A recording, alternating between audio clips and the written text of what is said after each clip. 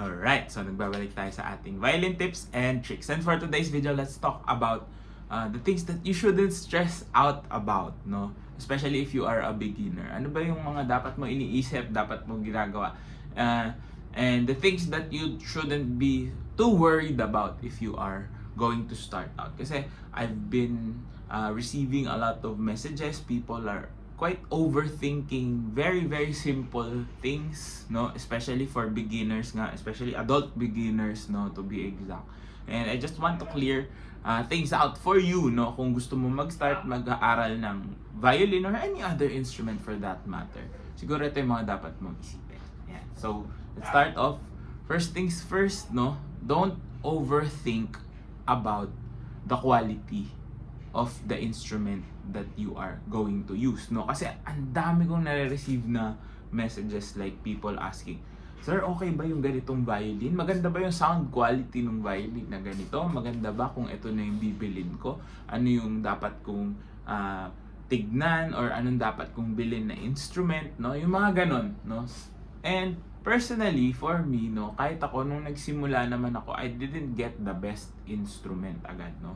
Hindi agad mamahalin yung bibilin mo. Because, again, you're gonna try it out, no? Especially if you don't know anything about the instrument or anything about music in general, gusto mo na engganyo ka lang.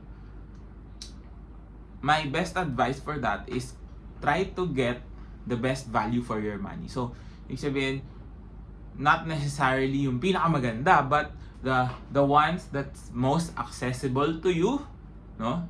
Easy on your budget, and of course, as much as possible, I always want my students, no, to get an instrument that they can have a warranty with, no. So, for example, baka mamaya faulty yung pegs or may mga madaling parts na biglaang masisira or something like that, at least pwede mong may pagbabalikan ka, no. So, it's not that big of a deal, no, in terms of getting the best sound quality for the values. Sabihin mo na 5 to 10,000 budget or 2,000 to 5,000. To be honest, no, if you're starting out, kahit anong gawin mo, you won't get the best quality of sound because you don't know how to play it, no. Don't focus on that.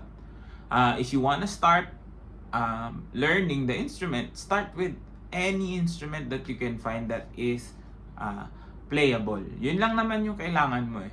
Maayos yung pegs, maayos yung bridge, easy to tune, no?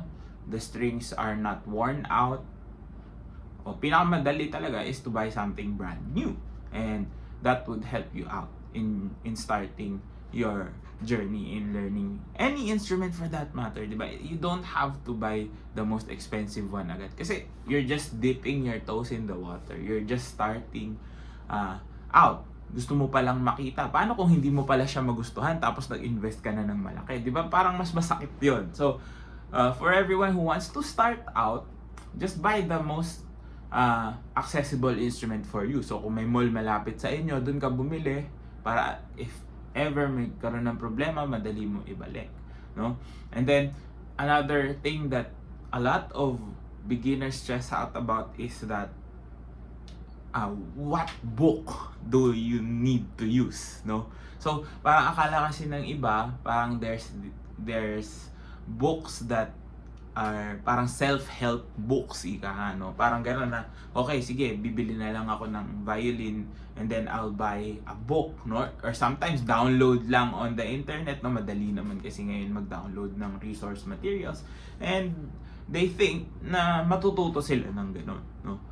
Pero kung ikaw, you're starting out, you don't know anything about music, no? Hindi ka rin marunong ng music theory, for example, hindi mo maiintindihan yung books na yun. Because those books are catered to, actually they're more catered to the teachers rather than to the students. Kasi on those books, tinuturuan ka kung paano magturo or tinuturuan ka magturo. No? It's not really to teach you basic principles na, oh, ganito step by step. Of course, there are books that are like that, but again, there's a lot of technical terms, especially when it comes to music, if you wanna learn it formally or gusto mo siya talagang matutunan ng tama. There are terms that you need explanations from na kahit basahin mo siya, kahit mag-research ka sa Google or any research that you do, if you don't understand it in layman's terms, no, hindi ma-explain sa'yo ng tama, is hard to follow, no? So it's not a good idea na mag-DIY learning ka or something like that, especially if you don't have any background.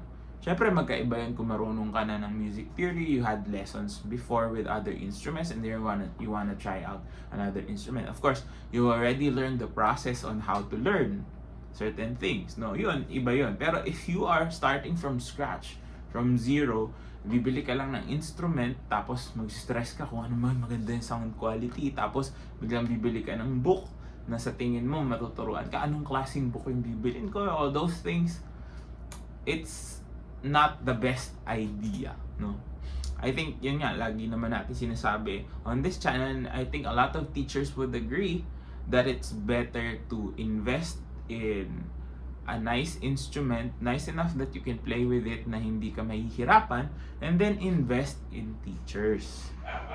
Invest in mentors, no? So instead na bumili ka ng libro, sangkatutak na libro na maybe you will be using or not, no? Technically, yung iba, maraming mga resource materials na nasasayang lang ba? Because hindi naman applicable for you, or it's too complicated for you to understand. Pinakamaganda is to have a teacher, have a mentor guide you through the steps or through the process of learning an instrument. And it's not, hindi naman sabihin natin forever ka na naman magle-lesson eh. That's another thing, parang iniisip ng iba. They're stressing out about, hanggang ilang sessions ba bago ako matuto, tas ganyan, di ba? But, music is a lifelong process, no? Even professionals, di ba? Kahit kami na nag-graduate na ng music school, you still get lessons, you still get feedback from other teachers, other mentors, di ba? Hindi naman tatapos yung learning na, pag-graduate ka na, tapos na, no? Even if you're starting out, adult beginners ka, gusto mo hobby lang, pero gusto mo talaga matuto, hindi naman pwedeng one session, tapos na, alam mo na lahat ng kailangan mo, no? 1 hour, 2 hours of a workshop or a master class or a session won't give you enough experience with the instrument, no? Hindi mo pa siya nahahawakan ng matagal, hindi mo pa siya matututunan, because a lot of the learnings are coming from you, no, yourself. But of course, proper guidance plays a vital role, no? Lagi naman natin sinasabi yan, you need a teacher in order for you to understand and speed up the process of learning. Kasi pag ikaw lang mag-isa, nagdi-DIY ka, tapos you do your own research, there's so many information out there. I'm not saying na may mga tama't mali, pero merong mga ganun, di ba? But there's a lot of information that you could get mixed up. Ending, mahirapan ka lang lalo, di ba?